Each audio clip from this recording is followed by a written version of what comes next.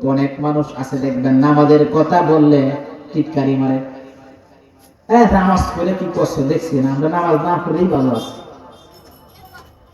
কারণ এমন কিছু মুমিন আছে নামাজ পড়ে ইবাদত করে কিন্তু এর উপর মুসিবত অনেক, রোগ বালা মুসিবত আছে। আর যারা বেনামাজি মাসে বছরে একবার ঠান্ডা কাশিও লাগে না, আছে না এমন? এরা কি বলে নামাজ পড়ে 5 ওয়াক্ত সারা বছর তো বিপদ হইবি, নামাজ পড়ে কি হইলো? আমরা তো নামাজ না পড়ে কি আছি? ভালো আছি। নাউজুবিল্লাহ বলেন। যারা এই কথা বলে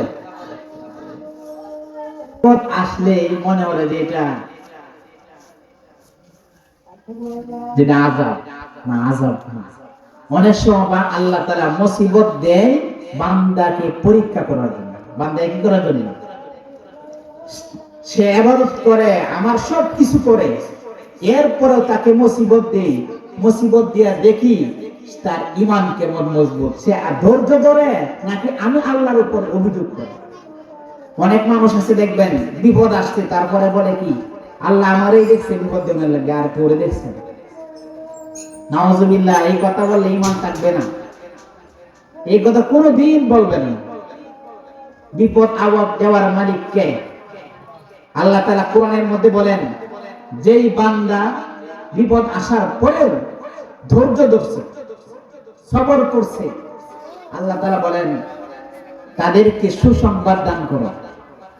তাদেরকে কিসের সুসংবাদ দান করার কথা আল্লাহ তাআলা কোরআনের মধ্যে বলেন? আল্লাহ তাআলা বলেন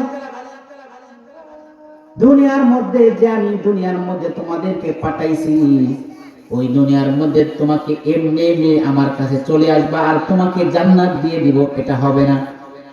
তোমাকে আমি দুনিয়ার মধ্যে পরীক্ষা করব, দুনিয়ার মধ্যে পরীক্ষা করে দেখব কে ভালো আমল করে আসে, কে সবর করে। ওয়ালানা বুলওয়ান্নাকুম বিশাইইন মিনাল খাউফি ওয়াল জু'i ওয়া নাকসিম মিনাল আমওয়ালি ওয়াল আনফুসি ওয়াত তামারাত।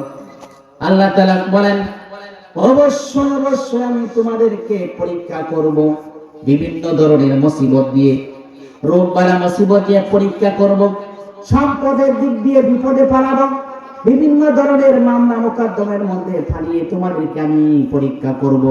সেই পরীক্ষার মধ্যে যারা সবর করবে, যারা ধৈর্য ধরবে, আর বিপদ আসার পরে যখন বান্দা বলবে, অভিযোগ করবে না, বিপদ আসার পরে এই বিপদটা আসার সাথে সাথে যখন বান্দা বলবে ইন্না লিল্লাহি ওয়া ইন্না ইলাইহি রাজিউন, এই কথাটা যখন বলবে আল্লাহ তাআলা বলেন ওই মুমিনদেরকে তুমি সুসংবাদ দিয়ে দাও হে আমার হাবিব। ওই এই সমস্ত ঈমানদারদেরকে আপনি সুসংবাদ দিয়ে দেন। কিসের সুসংবাদ? উলাইকা আলাইহিম সালাওয়াতুম মির রাব্বিহিম ওয়া রাহমা, যারা বিপদ আসার পরেও সবর করে ধৈর্য ধরে তাদের উপর আল্লাহ তাআলার পক্ষ থেকে রহমত নাজিল হইতে থাকে। যাদের উপর বিপদ আসে তাদের উপর আল্লাহ তাআলার রহমতের দৃষ্টি থাকে। বলেন সুবহানাল্লাহ। দৃষ্টি থাকে। যাদের উপর বিপদ আসে তারা যদি সবর করে তাদের উপর আল্লাহ তাআলার কি থাকে? রহমতের দৃষ্টি থাকে। হাসান বসরি রাহমাতুল্লাহ আলাইহি অনেক বড় বুজুর্গ ছিলেন। উনি একদিন রাস্তা দিয়ে হাঁটতেছেন, হাঁটতে হাঁটতে একবার হুচটকে উনি পড়ে গেছেন। পড়ে গিয়ে দেখেন ওনার পায়ের একটা নখ উল্টে গিয়ে রক্ত বের হচ্ছে। সাথে ওনার শাগরিদরা ছিল। উনি যখন দেখলেন ওনার পায়ের নখটা উল্টে রক্ত বের হতেছে, তখন উনি পায়ের দিকে তাকিয়ে হেসে দিলেন, হাসলেন। শাগরিদরা জিজ্ঞাসা করলেন, হুজুর আপনি হাসলেন কেন? এত বড় একটা অ্যাক্সিডেন্ট ঘটলো, আপনার পায়ের নখটা উল্টে রক্ত বের হচ্ছে, আপনি হাসতেছেন? হাসান বসরি রাহমাতুল্লাহ আলাইহি বললেন, আমি কি জন্য হাসতেছি তোমরা জানো? এই যে আমার উপর মুসিবত আসছে, কারণ আমরা কোরআন হাদিসের মধ্যে পাইছি যার উপর মুসিবত আসে তার উপর আল্লাহ তাআলার রহমতের দৃষ্টি থাকে।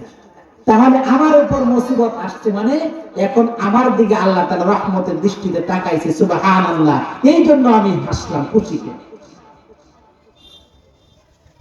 এই জন্য বিপদ আপদ আসছে কার পক্ষ থেকে? আল্লাহর পক্ষ থেকে। কোনদিন জবান দিয়ে এই কথা বের করবেন না যে আল্লাহ তাআলা আমাকেই পাইছে বিপদ দেওয়ার, আর কেউ পারবে না। আমার উপরে বিপদ দেওয়ার আসছে, হে ঘর নামাজ পড়ে না, অমুকি সাত নামাজ পড়ে না, বিপদ নাই, কিচ্ছু নাই, আমি 5 ওয়াক্ত নামাজ পড়ি, এরপর আল্লাহ বিপদ দিবে। সাবধান, এই কথা বলা যাবে না।